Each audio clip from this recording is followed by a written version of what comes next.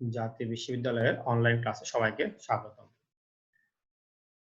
করোনাকালীন শিক্ষা কার্যক্রম চলমান রাখার স্বার্থে জাতীয় বিশ্ববিদ্যালয়ের উদ্যোগে অনলাইন ক্লাসে সংযুক্ত হতে পেরে আমি আনন্দিত। সবাইকে স্বাস্থ্যবিধি মেনে চলার আহ্বান জানাচ্ছি। অনার্স দ্বিতীয় বর্ষ বিবিএ হিসাব বিজ্ঞানের আমাদের আছে কোর্স নাম্বার 222503।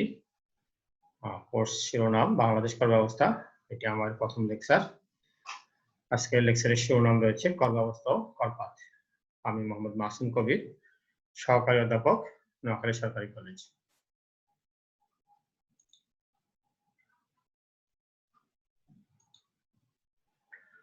আমাদের বিষয় বাংলাদেশ কর ব্যবস্থা। প্রথম অধ্যায় রয়েছে 1.1 কর ব্যবস্থা এবং 1.2 করপাত।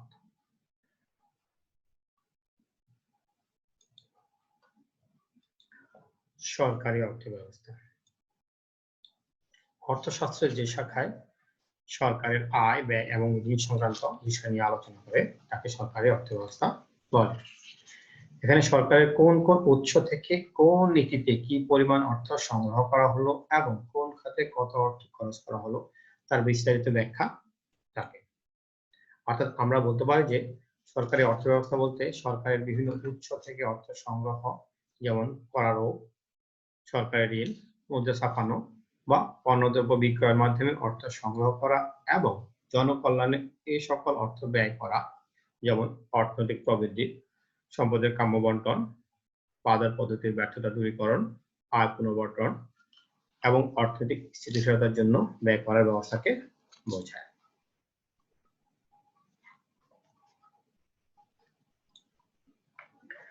সরকারি অর্থ ব্যবস্থা ও ব্যক্তিগত অর্থ ব্যবস্থা। সরকারি অর্থ ব্যবস্থা ও ব্যক্তিগত অর্থ ব্যবস্থার মধ্যে পার্থক্য যেমন রয়েছে তেমনি তাদের প্রয়োগ, ব্যবহার, পরিকল্পনা ও বাস্তবায়নের মধ্যে অনেক মিল খুঁজে পাওয়া যায়।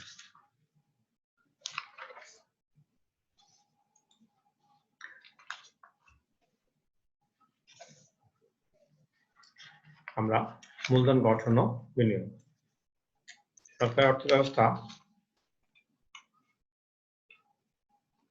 ও ব্যক্তিগত অর্থ ব্যবস্থার মধ্যে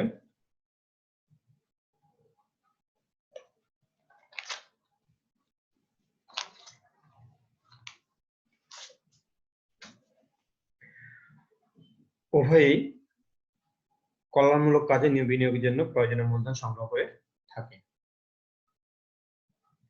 যেমন সরকারকে মূলধন সংগ্রহ করতে হয় সরকারি ব্যয় নির্বাহের জন্য, পক্ষান্তরে ব্যক্তিকে মূলধন সংগ্রহ করতে হয় ব্যক্তিগত ব্যয় নির্বাহ করার জন্য।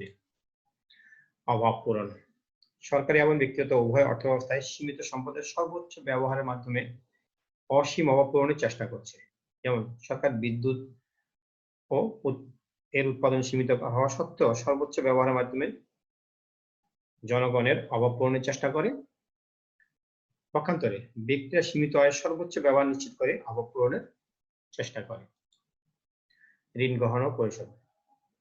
সরকারের প্রয়োজনে সরকার আর ব্যক্তির প্রয়োজনে ব্যক্তি অন্য কোনো ব্যক্তি, জনগণ, আর্থিক প্রতিষ্ঠান এবং প্রয়োজনে বিদেশ থেকে ঋণ গ্রহণ করতে পারে এবং তা পরিশোধ করে।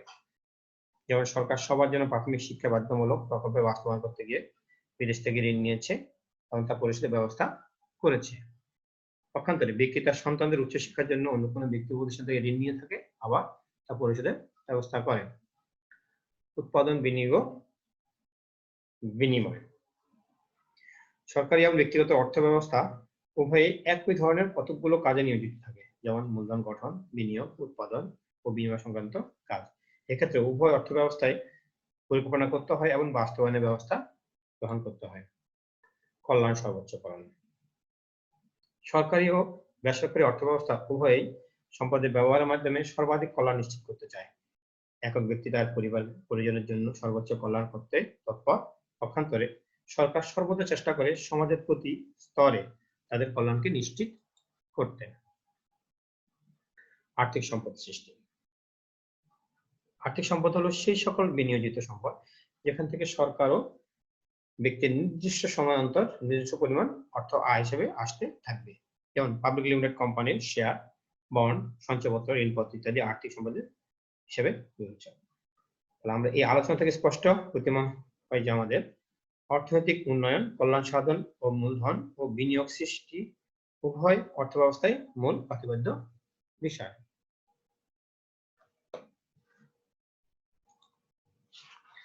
সরকারি অর্থব্যবস্থা গুরুত্ব।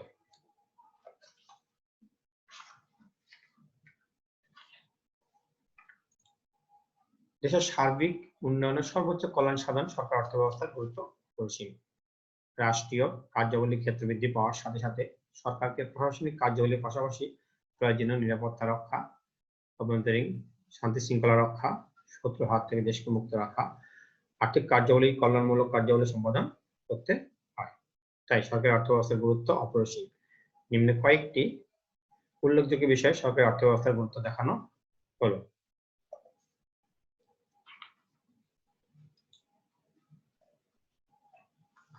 অর্থনৈতিক উন্নয়ন। বর্তমান যুগে প্রায় প্রত্যেক দেশের সরকার সে দেশের অর্থনৈতিক উন্নয়নে গুরুত্বপূর্ণ ভূমিকা পালন করে। সরকার সরকারি অর্থব্যবস্থার মাধ্যমে পরিকল্পনা প্রণয়ন থেকে বাস্তবায়ন তথা অর্থনৈতিক উন্নয়ন সাধন করে থাকে। সামাজিক কল্যাণ। সামাজিক কল্যাণমূলক যেমন স্বাস্থ্য, শিক্ষা ইত্যাদি উন্নয়নের মাধ্যমে সামাজিক কল্যাণ সাধন নিশ্চিত করা সম্ভব হয় শুধুমাত্র সরকারি অর্থব্যবস্থার মাধ্যমে।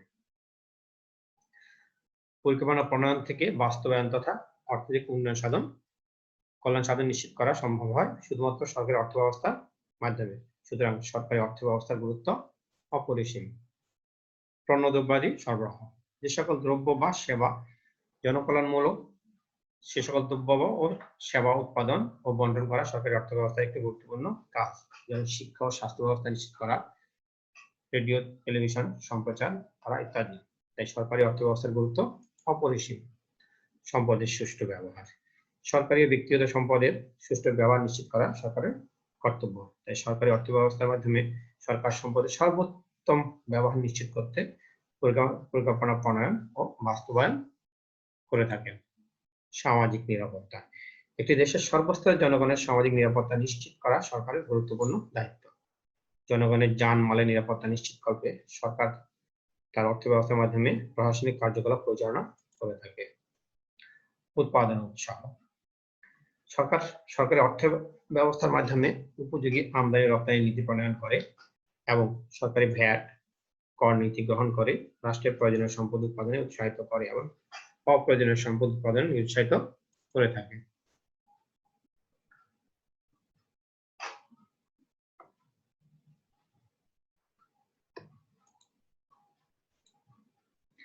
সুষম বন্টন নিশ্চিতকরণ। সকল সরকার আয় ব্যয়ের সুষম বন্টনকে নিশ্চিত করতে চায়। সে উদ্দেশ্যে সরকারি অর্থব্যবস্থার মাধ্যমে সম্পদ কর, দান কর, ভ্যাট, আয়কর ধার্য করে প্রয়োজনীয় অর্থ সংগ্রহ করে অপেক্ষাকৃত কম ধনী এবং গরিব লোকদের উন্নয়নের জন্য ব্যয় করে। অর্থনৈতিক স্থিতিশীলতা। দেশের স্থিতিশীলতা রক্ষা করা এবং প্রবৃদ্ধি নিশ্চিত করা সরকারের দায়িত্ব। এই দায়িত্ব পালনে সরকার তার অর্থব্যবস্থার মাধ্যমে পরিকল্পনা প্রণয়ন করে, বাস্তবায়ন করে, নীতি নির্ধারণ করে, প্রয়োগ নিশ্চিত করে, ফলে অর্থনৈতিক উপর ধনাত্মক প্রভাব পড়ে। কর্মসংস্থান সৃষ্টি। প্রাকৃতিক সম্পদ কমছে, জনগণ বাড়ছে জ্যামিতিক হারে। এই বিপরীতমুখী সম্পর্কের মধ্যে জনগণের কল্যাণ ও আর্থিকভাবে স্বাবলম্বী করতে হলে সরকারকে নানারূপ উৎপাদন ক্ষেত্র সৃষ্টি করে কর্মসংস্থানের ব্যবস্থা করতে হবে। আর সরকার এই কাজটি সম্পাদন করে সরকারি অর্থব্যবস্থার মাধ্যমে। মূলধন গঠন ও বিনিয়োগ। সরকারকে কল্যাণমূলক কাজ পরিচালনার জন্য প্রয়োজন মূলধন সংগ্রহ করা এবং সেই মূলধন সর্বোত্তম প্রকল্পে বিনিয়োগ করা। সরকার তার অর্থব্যবস্থার মাধ্যমে বিভিন্ন প্রকার সঞ্চয়পত্র, বন্ড বিক্রি করে বৃহত্তর জনগোষ্ঠীর কাছ থেকে মূলধন সংগ্রহ করে এবং সম্ভাব্যতা যাচাই এর মাধ্যমে সর্বোচ্চ প্রকল্পে বিনিয়োগ করে জনকল্যাণ নিশ্চিত করে। মৌলিক প্রতিষ্ঠান স্থাপন। দেশের উৎপাদন বাড়ানোর জন্য বেসরকারি উদ্যোগের পাশাপাশি সরকারকে নানাবিধ উদ্যোগ নিতে হয়। যেমন ভারী শিল্প প্রতিষ্ঠান স্থাপন, বিভিন্ন প্রকার খনিজ দ্রব্য উত্তোলনের প্রতিষ্ঠান, সার্বিক কল্যাণমুখী গবেষণামূলক প্রতিষ্ঠান ইত্যাদি গড়ে তুলতে হয়। আর সরকারের অর্থ ব্যবস্থার মাধ্যমে এই সকল কার্য সহজে সমাধান করতে পারে। বাণিজ্য চক্র নিয়ন্ত্রণ। দেশের বাণিজ্য চক্র অর্থনৈতিক গতিশীলতা যেমন ত্বরান্বিত করে, ঠিক তেমনি স্তীমিত করে দিতে পারে। তাই বাণিজ্য চক্র কাম্য স্তরে রাখা সরকারের গুরুত্বপূর্ণ কাজ। কারণ অর্থনৈতিক মন্দার সময় সরকার নানামুখী উন্নয়নমূলক কাজে অংশ নেয় এবং অর্থনৈতিক অতি চাঙ্গার সময় নানারূপ পরবশী জনগণের কাছ থেকে অর্থ সংগ্রহ করে বাণিজ্য চক্রকে নিয়ন্ত্রণ রাখে। অতিরিক্ত সামাজিক ব্যয় নিয়ন্ত্রণ। সরকারি অর্থ ব্যবস্থার মাধ্যমে অতিরিক্ত সামাজিক ব্যয় নিয়ন্ত্রণ করে। যেমন মাদকদ্রব্য উৎপাদনে উপর সরকারের নিয়ন্ত্রণ না থাকলে উদ্যোক্তারা ইচ্ছানুযায়ী উৎপাদনে বিক্রি করে থাকে, যা সমাজের জন্য অকল্যাণকর। প্রয়োজনে সরকার কর নীতি পরিবর্তন করে এই সকল অকল্যাণকর পণ্যের উৎপাদন ও বিক্রয় নিয়ন্ত্রণ করে। অবকাঠামো উন্নয়ন। সরকার নানারূপ সেবামূলক কাজের উন্নয়ন ব্যয় করতে হয়, যেমন যোগাযোগ খাত, পরিবহন খাত, বিদ্যুৎ খাত, শিক্ষা খাত, স্বাস্থ্য খাত ইত্যাদি অবকাঠামোগত উন্নয়ন সরকারকে প্রচুর অর্থ ব্যয় করতে হয়। এসব কার্য পরিচালনা করার জন্য সরকার অর্থ ব্যবস্থার মাধ্যমে উদ্বৃত্ত সংগ্রহ। অনেক দ্রব্যের উৎপাদন ও বাণিজ্যের উপর সরকারের সরাসরি নিয়ন্ত্রণের প্রভাবে উৎপাদন বৃদ্ধি পায়, যার ফলে উদ্বৃত্ত পরবর্তীতে কোনো বিনিয়োগে সাহায্য করে, যেমন গ্যাস, পানি, বিদ্যুৎ ইত্যাদি সরবরাহ। একচেটিয়া কারবার প্রতিষ্ঠা নিয়ন্ত্রণ। জনসাধারণের কল্যাণে ভোক্তা স্বার্থ সংরক্ষণের জন্য সরকারকে অনেক সময় একচেটিয়া কারবার প্রতিষ্ঠা পরিচালনা ও নিয়ন্ত্রণ করতে হয়, যেমন বাংলাদেশ টিসিবি চালু। বিজ্ঞান ও প্রযুক্তিগত উন্নয়ন। একটি দেশের জনগণকে জনসম্পদে রূপান্তর করার জন্য বিজ্ঞান ও প্রযুক্তিগত উন্নয়ন ঘটাতে হয়। এ লক্ষ্যে সরকার প্রতি বছর প্রচুর পরিমাণ অর্থ ব্যয় করে থাকে শিক্ষা ও প্রতিরক্ষা। একটি দেশের অস্তিত্ব উন্নয়ন সম্পূর্ণরূপে ওই দেশের প্রতিরক্ষা ও শিক্ষার উপর নির্ভরশীল। সরকারের ব্যয়ের প্রধান দুটি খাত হলো শিক্ষা ও প্রতিরক্ষা খাত। সরকার এই দুটি খাতকে সর্বোচ্চ বরাদ্দ প্রদান করে শিক্ষা ব্যবস্থার উন্নয়ন ঘটায় এবং দেশের স্বাধীন সার্বভৌম অস্তিত্ব টিকিয়ে রাখে। সরকারি ও বেসরকারি খাতে কাম্য সম্পর্ক। সরকারি অর্থ ব্যবস্থার মাধ্যমে প্রতিযোগিতা হ্রাস ও সহযোগিতা বৃদ্ধি করে সরকারি ও বেসরকারি খাতের মধ্যে কাম্য ইতিবাচক সম্পর্ক তৈরি করা সম্ভব হয়। অস্ত্র উৎপাদন ও নিয়ন্ত্রণ। অস্ত্র উৎপাদন ও নিয়ন্ত্রণ একটি জরুরি ও গোপনীয় কাজ, যা সরকারের নিয়ন্ত্রণে থাকা প্রয়োজন। সরকারি অর্থ ব্যবস্থার মাধ্যমে এই ধরনের গোপনীয় কাজ করা সম্ভব হয়ে থাকে। সার্বিক অর্থনৈতিক উন্নয়ন। দেশের কৃষি, শিল্প, সেবা ইত্যাদি খাত ও অবকাঠামো উন্নয়নের প্রতি বাস্তবতার আলোকে পরিকল্পনা প্রণয়ন করে ও বাস্তবায়নের সকল ব্যবস্থা করে একমাত্র সরকারি অর্থ ব্যবস্থার মাধ্যমে সঠিক অর্থনৈতিক উন্নয়ন সম্ভব হয়ে থাকে। আমরা এবার দেখব করের সংজ্ঞা। রাষ্ট্র কর্তৃক জোর করে আদায়কৃত অর্থকে কর বলে। কর হলো সরকার কর্তৃক জনগণের কাছ থেকে বাধ্যতামূলকভাবে আদায়কৃত অর্থ। কর বলতে প্রকৃত অর্থে বোঝায় সরকার বা রাষ্ট্রের কাছ থেকে সরাসরি কোনো প্রতিদান প্রত্যাশা না করে জনগণ সরকারকে তার কার্যাবলী পরিচালনার জন্য বাধ্যতামূলকভাবে যে অর্থ বা চাঁদা প্রদান করে তাকে কর বলে। সরকারের নানাবিধ ব্যয়ের খাত রয়েছে, যেমন শিক্ষা খাত, স্বাস্থ্য খাত, প্রশাসনিক খাত, সমাজ কল্যাণ, প্রতিরক্ষা ও আইন শৃঙ্খলা খাত ইত্যাদি। এই সকল খাতের ব্যয় নির্বাহ করার জন্য সরকারকে জনগণ সাধারণের নিকট থেকে বাধ্যতামূলকভাবে অর্থ আদায় করতে হয়, আর এই অর্থই হলো কর। পরিশেষে বলা যায়, কর হলো সরকারকে প্রদত্ত জনগণের প্রতিষ্ঠানের বাধ্যতামূলক প্রদান, যার বিনিময়ে জনগণ বা প্রতিষ্ঠান কোনো সরাসরি প্রতিদান পায় না, তবে সার্বিক অর্থনৈতিক উন্নয়নের আনুপাতিক অংশীদার। করের বৈশিষ্ট্য। করের সংজ্ঞার মধ্যে করের বৈশিষ্ট্য বিদ্যমান, তাই সংজ্ঞা বিশ্লেষণ করে যে সকল বৈশিষ্ট্য পাওয়া যায় তা নিম্নরূপ। বাধ্যতামূলক প্রদেয়। কর জনগণ কর্তৃক সরকারকে প্রদেয় বাধ্যতামূলক, অর্থাৎ সরকার যার উপর কর ধার্য করে সে কর প্রদান করতে বাধ্য, কোনোভাবেই কর এড়িয়ে চলতে পারে না। যদি এড়িয়ে চলে তাহলে তাকে শাস্তি পেতে হয়। তবে সরকার যে যে বিষয়ের উপর কর ধার্য করে সে কার্য পরিচালনা থেকে দূরে থাকলে কর প্রদান করতে হয় না। জরিমানা নয়। জরিমানা বলতে বেআইনি কার্যকলাপে লিপ্ত থাকার জন্য দেওয়ানি ও ফৌজদারি আইনে আরোপিত অর্থদণ্ড। জরিমানা ধার্য করা হয় নির্দিষ্ট কর্ম থেকে বিরত রাখার জন্য, কিন্তু কর ধার্যের কোনো সুনির্দিষ্ট উদ্দেশ্য থাকে না। রাজস্বের উৎস। সরকারি রাজস্বের সব থেকে গুরুত্বপূর্ণ উৎস হলো কর। এটি অনেকটা নিশ্চিত উৎস, কারণ সরকার প্রথমে যা ব্যয় নির্ধারণ করে, পরে সেই অনুযায়ী কর নির্ধারণ করে, যা প্রদান করতে জনগণ বাধ্য থাকে। প্রত্যক্ষ প্রতিদানহীন। করের অন্যতম বৈশিষ্ট্য হলো কর প্রদানের সাথে সরকারের সেবার কোনো প্রত্যক্ষ সম্পর্ক নেই। সরকার কর আদায় করে জনকল্যাণে বিভিন্ন ধরনের পণ্য সেবা উৎপাদন করে, তা বিভিন্ন নিয়মে জনসাধারণকে মধ্যে বন্টন করে। এক্ষেত্রে আগে কর প্রদান, আগে সেবা পদ বা অধিক কর প্রদান অধিক সেবা, এমন কোনো নিয়ম প্রযোজ্য হবে না। সম্পদ হস্তান্তর। করের মাধ্যমে সম্পদ ব্যক্তিগত খাত থেকে সরকারের খাতে জমা হয়, অর্থাৎ জনগণ যেভাবেই হোক কর প্রদান করুক বা তা করুক না কেন, তা সরকারের কোষাগারে জমা হবে। করদাতার প্রতিনিধিত্ব। করদাতার প্রতিনিধি ছাড়া ব্যতীত কেউ কর ধার্য করতে পারে না। করদাতা নির্বাচনের মাধ্যমে জনপ্রতিনিধি নির্বাচন করে এবং সেই প্রতিনিধি সংসদে বসে যুক্তিসঙ্গত ভিত্তিতে জনগণের উপর কর ধার্য করতে পারে। আমাদের সংবিধানের 83 অনুচ্ছেদে বলা হয়েছে, সংসদের কোনো আইনের দ্বারা বা কর্তৃত্ব ব্যতিরেক কোনো কর আরোপ করা বা সংগ্রহ করা যাবে না। বিশেষ উদ্দেশ্য সাধনের হাতিয়ার। কর শুধু রাজস্বের গুরুত্বপূর্ণ উৎস নয়, এর সরকারের বিশেষ ধরনের সামাজিক, রাজনৈতিক ও অর্থনৈতিক উদ্দেশ্য সাধনের হাতিয়ার হিসেবে ব্যবহৃত হয়। মুদ্রাস্ফীতি রোধ, ক্ষতিকর দ্রব্য উৎপাদনে নিরুৎসাহিত করা, আয় পুনর্বন্টন ইত্যাদি বিশেষ কাজে সরকারের কাছে কর একটি হাতিয়ার। পূর্ব নির্ধারিত নির্ণায়ক। কর আরোপ করা হয় পূর্ব নির্ধারিত নির্ণায়কের ভিত্তিতে এবং কোনো ভিত্তিতে। করের হার পরিবর্তনশীল। সরকার ব্যয়, বাজেট, জনগণের সামর্থ্য ইত্যাদি বিষয় বিবেচনা করে প্রতি বছর করের হার পরিবর্তন করতে পারে। অর্থাৎ করের একটি বৈশিষ্ট্য হলো এর হার যে কোনো সময় পরিবর্তন হতে পারে। আরোপকারী। কর অবশ্যই সরকার বা রাষ্ট্রের বৈধ প্রতিনিধি আরোপ করতে পারে, অন্য কোনো বা ব্যক্তি বা প্রতিষ্ঠান সেটি আরোপ করতে পারে না। পূর্ব নির্ধারিত বিধান। কর পূর্ব নির্ধারিত বিধিবিধানের ভিত্তিতে আরোপ করা হয়। কর ফি নয়। কর ফি নয়। ফি এর মতো করের ক্ষেত্রে প্রত্যক্ষ কোনো সুবিধা পাওয়া যায় না, বিধায় এটি ফি থেকে সম্পূর্ণ আলাদা।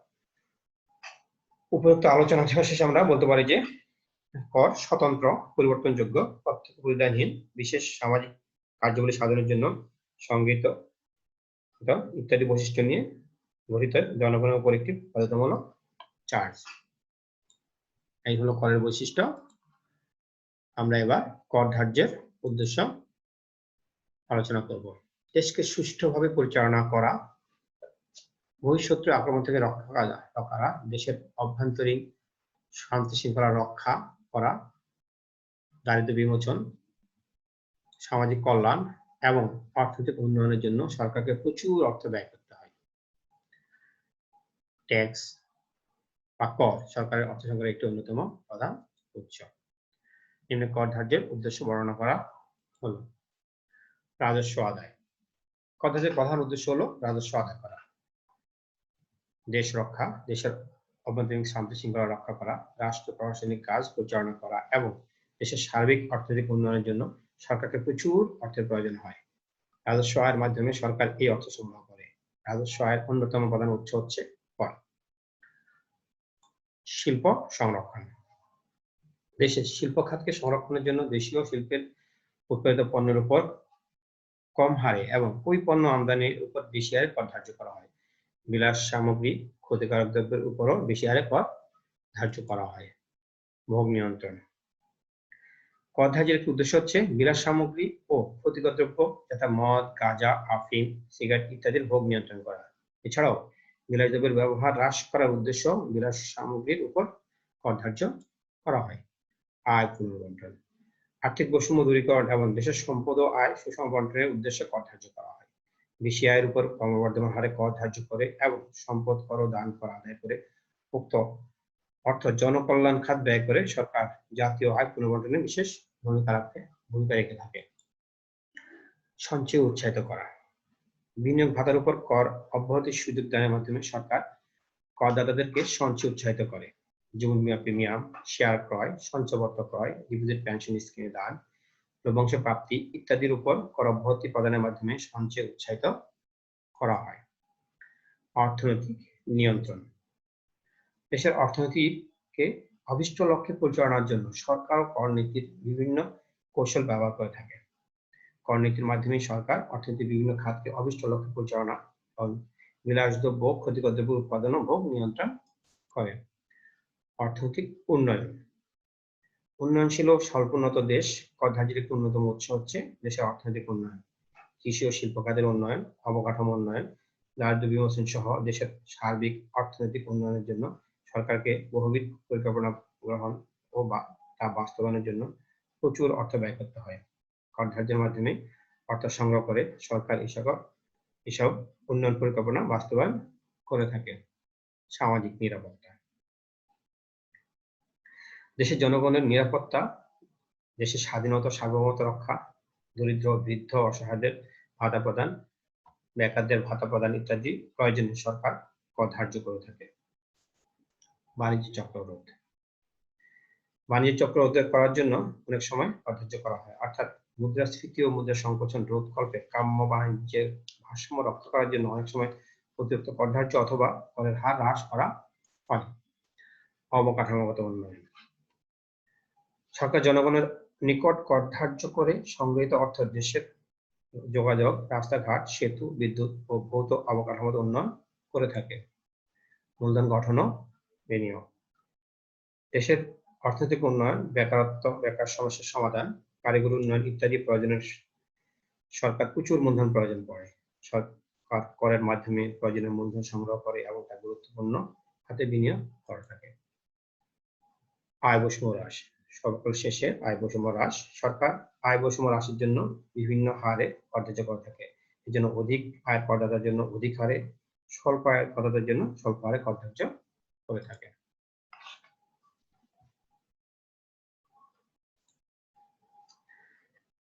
কর আরোপের নীতিমালা। কর আরোপের জন্য সরকার কিছু নির্ণায়ককে ভিত্তি হিসেবে ধরে নেয়। এই সকল নির্ণায়ককে করের কানুন বলে। অর্থনীতিবিদ অ্যাডাম স্মিথ করের 4টি নীতিমালা উল্লেখ করেছেন। সামর্থ্য বা সমতা নীতি। এই নীতি অনুসারে করদাতা তার সামর্থ্য অনুযায়ী কর প্রদান করবে, অর্থাৎ যে ব্যক্তির আয় উপার্জন ক্ষমতা যেমন সেই রকম আয়কর প্রদান করবে। এই নীতি অনুসারে করদাতাদের ত্যাগের অনুপাত সমান হয় এবং সমাজের সামগ্রিক কর ভার সর্বাপেক্ষা কম হয়। নিশ্চয়তার নীতি। যে নীতি অনুসারে করদাতা জানতে পারে তাকে কত কর দিতে হবে, কখন দিতে হবে, কিভাবে দিতে হবে, তাকে নিশ্চয়তা নীতি বলে। এই নীতিতে করের হার পূর্ব থেকে নির্ধারিত থাকে, যার ফলে করদাতা জানতে পারে আয়ের কত অংশ কর দিতে হবে এবং কত অংশ তার কাছে থাকবে। সরকারও তার আদর্শ বাজেট প্রদানে সুবিধা পাবে, অর্থাৎ এই নীতি জনগণ ও সরকার উভয়ের জন্য সুবিধাজনক। সুবিধার নীতি। এই নীতি অনুযায়ী করদাতাকে নানাবিধ সুবিধা দেওয়া হয়, তাকে সুবিধার নীতি বলে। এই নীতি তৈরি করা হয় কর প্রদানে করদাতার যেন কোনো অসুবিধা না হয় সেদিকে লক্ষ্য রেখে। যেমন ব্যবসায়ীদের কাছ থেকে হিসাব বছরের শেষে এবং চাকরিজীবীদের কাছ থেকে মাসে বেতন পাওয়ার পর কর আদায় করলে করদাতার জন্য সুবিধা হয়। নিহিত ব্যয়িতার নীতি।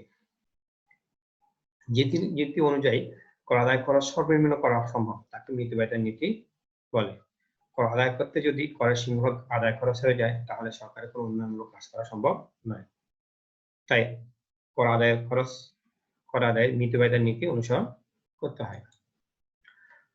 আধুনিক অর্থনীতিবিদগণ অ্যাডাম স্মিথের এই নীতিসমূহের পর্যাপ্ত মনে করেন না বিধায় তারা আরো 5টি নীতি কথা উল্লেখ করেছেন। যেমন উৎপাদনশীলতার নীতি। উৎপাদনশীলতার নীতি বলতে বোঝায় কর আদায় নীতি উৎপাদনশীল হওয়া উচিত, অর্থাৎ যার ফলে সরকার পর্যাপ্ত রাজস্ব আদায় করতে পারবে এবং উপযুক্ত বিনিয়োগের মাধ্যমে ব্যবসা বাণিজ্য ও শিল্প প্রতিষ্ঠানের উৎপাদনের থাকে গতিশীলতা। নমনীয়তার নীতি। করের নীতি নমনীয় হওয়া উচিত, যার ফলে করের পরিমাণ কম বেশি করা যায়। বর্তমানকালে এই নমনীয়তার নীতি বেশি গুরুত্বপূর্ণ হয়ে উঠেছে, কারণ সরকারের ব্যয় স্থির নয়, পরিবর্তনশীল। আর এই পরিবর্তনশীল ব্যয়ের সাথে খাপ খাওয়ানোর জন্য কর নীতি পরিবর্তনশীল বা নমনীয় হওয়া উচিত। সহজতার নীতি। কর ধার্য আদায় ব্যবস্থা সহজ সরল হওয়া উচিত, যার দ্বারা প্রতিটি জনগণ বুঝতে পারে তাকে কত টাকা করে আয় করলে কর দিতে হবে, কিভাবে কর দিতে হবে এবং কখন কর দিতে হবে ইত্যাদি। বিভিন্নতার নীতি। এই নীতি অনুযায়ী কর হবে বিভিন্ন রকম, যেমন আয়কর, বিক্রয় কর, খাজনা, সম্পদ কর, শুল্ক, দান কর ইত্যাদি। অর্থাৎ সর্বস্তর জনগণকে করের আওতায় আনার জন্য সরকারকে এই বিভিন্ন ধরনের কর ধার্যের নীতি অনুসরণ করতে হয়। ফলে মোট রাজস্ব বৃদ্ধি পায়, সরকারের উন্নয়নমুখী কার্যক্রমের মধ্যে গতিশীলতা থাকে। উৎস নীতি। এই নীতি অনুযায়ী সরকারকে কর ধার্যের জন্য নতুন নতুন উৎস আবিষ্কার করতে হয়, কারণ যত বেশি উৎস হবে তত বেশি রাজস্ব হবে এবং করের আওতা ব্যাপক হবে। উত্তম কর পদ্ধতির বৈশিষ্ট্য। দেশের অর্থনৈতিক উন্নয়নে উত্তম কর ব্যবস্থার গুরুত্ব অপরিসীম। অর্থনৈতিক পরিকল্পনা প্রণয়নে ও বাস্তবায়নে সর্বদা রাজস্বের উপর নির্ভরশীল হতে হয়, আর রাজস্ব আদায় নির্ভর করে একটি উত্তম ভালো কর পদ্ধতির উপর। কর পদ্ধতি ভালো হলে রাজস্ব বেশি আসে এবং কর পদ্ধতি খারাপ হলে রাজস্ব কম আসে। নিচে একটু উত্তম কর ব্যবস্থার বৈশিষ্ট্য উল্লেখ করা হলো। সামর্থ্য অনুযায়ী কর। এই নীতি অনুযায়ী করদাতা তার সামর্থ্য অনুযায়ী কর প্রদান করবে, অর্থাৎ যে ব্যক্তির আয় উপার্জন ক্ষমতা যেমন সে সেরকম আয়কর প্রদান করবে। এই নীতি অনুযায়ী করদাতাদের ত্যাগের অনুপাত সমান হয় এবং সমাজের সামগ্রিক করভার সর্বাপেক্ষা কম হয়। করভার বন্টন।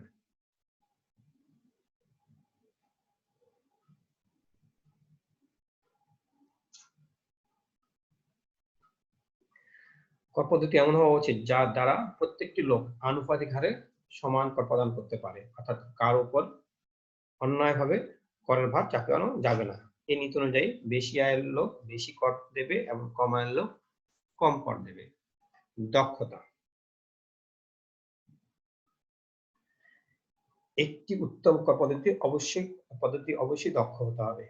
কর পদ্ধতিকে এমন ভাবে তৈরি করতে হবে যার ফলে কেউ কর প্রদানে নিরুৎসাহিত না হয়।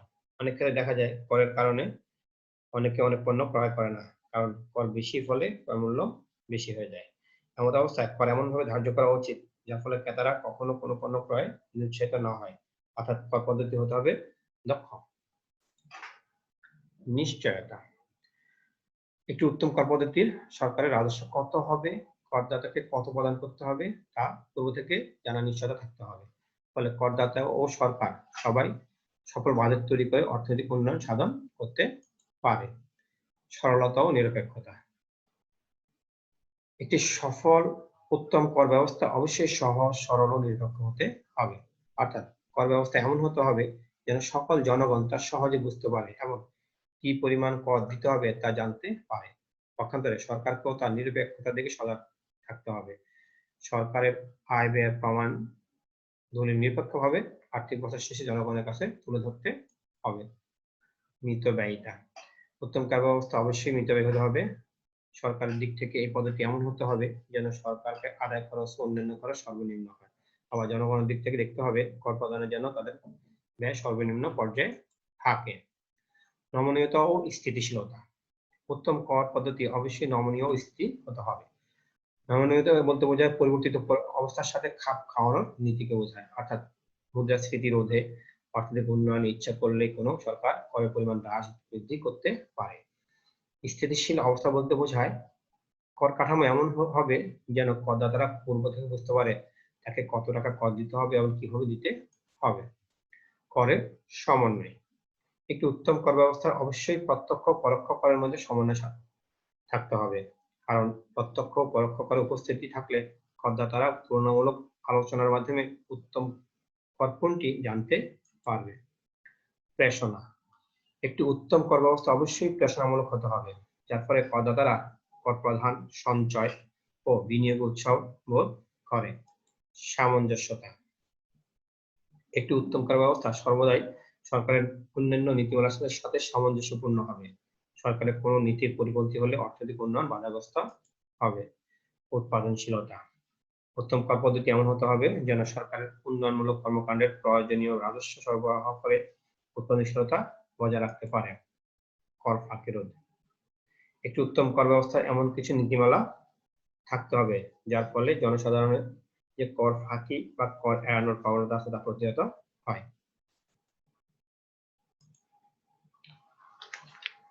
আমরা এবার দেখব কর পাত। কর পাত হচ্ছে করের চূড়ান্ত ভার। করের প্রাথমিক ভার করদাতার উপর পড়ে। প্রাথমিক করদাতা করের ভার অন্যের উপর চাপানোর চেষ্টা করে। যদি কর সঞ্চালন করা সম্ভব হয় তবে করের চূড়ান্ত ভার অন্যের উপর গিয়ে পড়ে। করের সর্বশেষ আর্থিক দায়ভারকে কর পাত বলে। চূড়ান্তভাবে করের আর্থিক দায় যে ব্যক্তি বা প্রতিষ্ঠান বহন করে তার উপরই করপাত বর্তায়। প্রত্যক্ষ করের ক্ষেত্রে করঘাত ও করপাত একই ব্যক্তির উপর বর্তায়, কিন্তু পরোক্ষ করের ক্ষেত্রে করঘাত যার উপর পড়ে কর সঞ্চালন করে করপাতের পুরোটাই বা আংশিক অন্যের উপর চাপাতে পারে। করের চূড়ান্ত আর্থিক ভারকে বিধিবদ্ধ করপাত বলে। আর কর আরোপের ফলে অর্থনীতিতে যে প্রতিক্রিয়া দেখা যায় তাকে কার্যকরী করপাত বলে।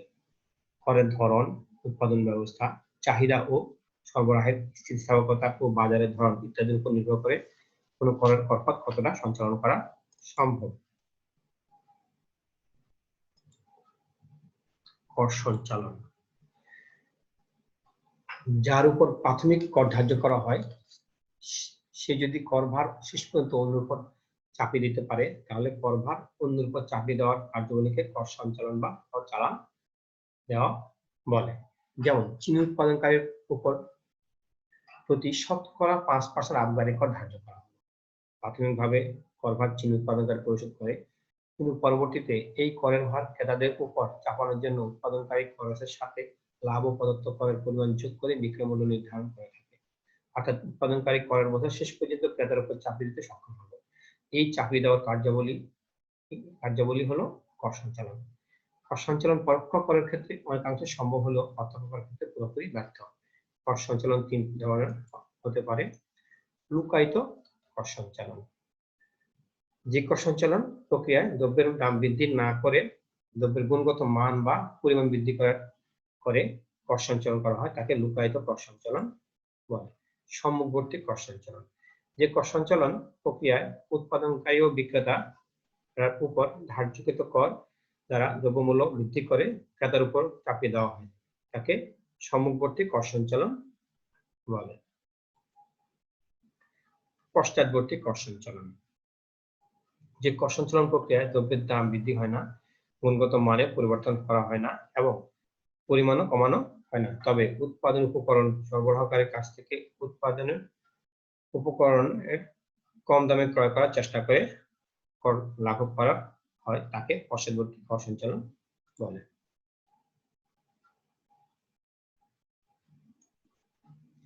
করপাত ও করের প্রতিক্রিয়া। করপাত হচ্ছে করের চূড়ান্ত ভার। করের প্রাথমিক ভার করদাতার উপরে পড়ে।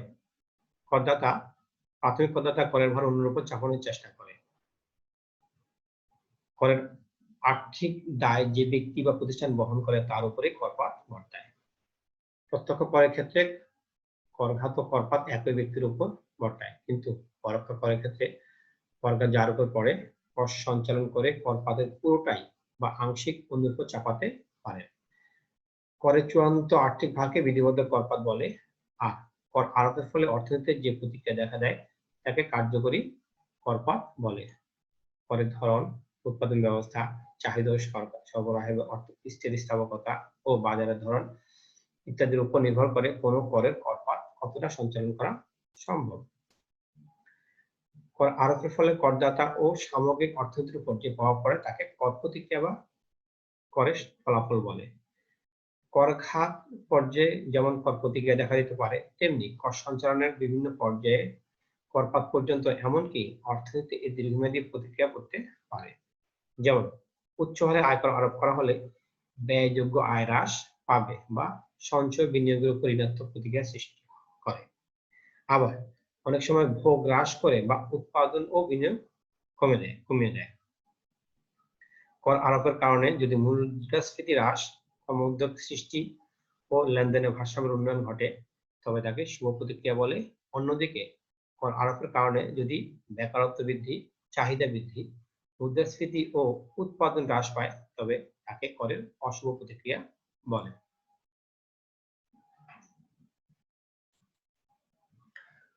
কর সঞ্চালনের চাহিদা ও যোগান তথ্য। দ্রব্যের চাহিদা ও সরবরাহের মাধ্যমে করপাত উৎপাদনকারীর নিকট থেকে ভোক্তা বা সরবরাহকারীর নিকট বর্তানোর প্রক্রিয়া হলো কর সঞ্চালনের চাহিদা ও যোগান তথ্য। নিম্ন উদাহরণের মাধ্যমে বিষয়টি পরিষ্কার করা হলো। ধরি একজন উৎপাদনকারী তার উৎপাদিত দ্রব্য 100 টাকা করে 50 দ্রব্য বিক্রয় করে 5000 টাকা পায়। সরকার প্রচলিত নিয়ম অনুযায়ী 15% ভ্যাট চার্জ করায় দ্রব্যটির নতুন দাম নির্ধারিত হয় 115 টাকা। এক্ষেত্রে বাজারে সরবরাহ বাড়বে, কিন্তু চাহিদার উপর নির্ভর করবে যে এই ভ্যাট বা করে যে করপাত তা ক্রেতার নিকট কতটুকু সঞ্চালন করা সম্ভব হবে। এক্ষেত্রে 3টি ঘটনা ঘটতে পারে। প্রথম বিকল্প, তবে দাম বৃদ্ধি পাওয়ায় ভোক্তার চাহিদা যদি কোনো পরিবর্তন না হয়, অর্থাৎ চাহিদা রেখা সম্পূর্ণ অস্থির হলে ক্রেতার নিকট থেকে 50 দ্রব্য বিক্রয় 5750 টাকা পাবে, অর্থাৎ সরকারের চাপানো পাশে সম্পূর্ণ ভোক্তার উপরে চাপাতে সক্ষম হলো। দ্বিতীয় বিকল্প, দাম সামান্য বৃদ্ধি পাওয়ায় যদি চাহিদার সর্বোচ্চ পরিবর্তন হয় বা চাহিদা রেখা সম্পূর্ণ স্থিতিস্থাপক হলে দামের কোনো পরিবর্তন করা সম্ভব হয় না, সেক্ষেত্রে পূর্বের দামেই 5000 টাকা দ্রব্য বিক্রয় করতে, অর্থাৎ ভ্যাট সম্পূর্ণটাই উৎপাদনকারীকে বহন করতে হবে। এক্ষেত্রে কোনো কর সঞ্চালন সম্ভব হবে না। তৃতীয় বিকল্প, দাম যে হারে বৃদ্ধি পায় চাহিদা যদি তার চেয়ে বেশি হারে হ্রাস পায়, তাহলে নতুন দাম 115 টাকা করলেও চাহিদার স্থিতিস্থাপকতার কারণে ভারসাম্য দাম 100 টাকা এবং 115 টাকার মাঝে যে কোনো একটি দাম নির্ধারিত হবে। ধরি ভারসাম্য দাম হবে 112 টাকা, তাহলে ক্রেতা বহন করবে 12 টাকা আর উৎপাদনকারীকে বহন করতে হবে হলো 3 টাকা, অর্থাৎ আংশিক উৎপাদনকারী এবং আংশিক ক্রেতা বহন করবে। এভাবে ক্রেতার নিকট কর সঞ্চালন সম্ভব হবে।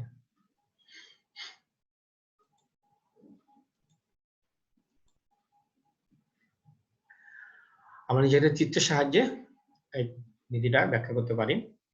আমরা প্রথমে 3টা চিত্র রয়েছে, চিত্র 1, চিত্র 2, চিত্র 3। চিত্রগুলো পরিচয় দিচ্ছি। ডি হচ্ছে চাহিদা রেখা, এখানে ডি আছে।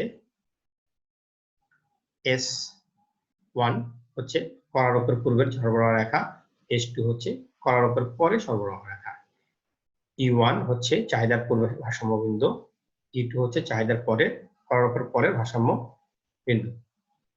করারোপের পূর্বে এবং করারোপের পরে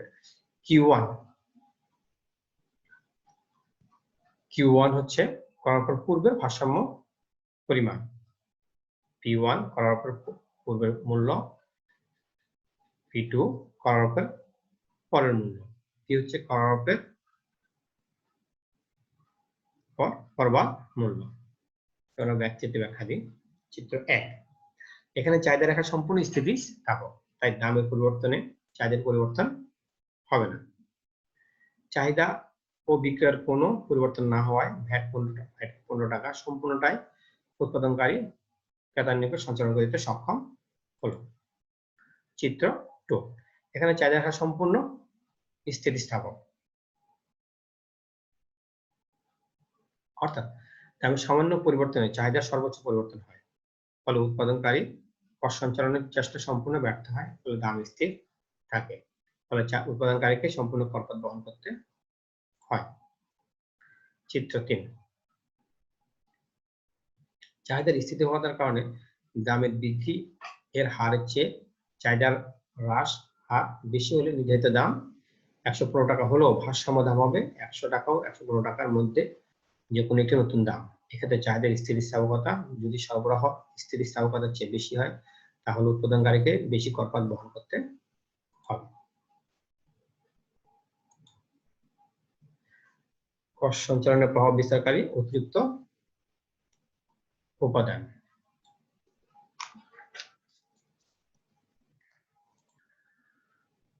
কর সঞ্চালনের প্রভাব বিস্তারকারী অতিরিক্ত উপাদান সমূহ নিম্নরূপ।